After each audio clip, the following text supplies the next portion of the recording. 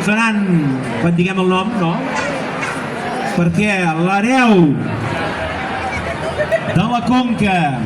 Deixeu-me mirar perquè no el sé.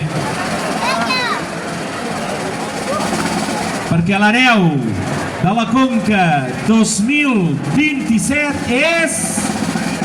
Santa Coloma de Queralt! Hereu de la Conca 2027! Per tant, músics endavant, gegants de Santa Coloma cap al mig de la plaça.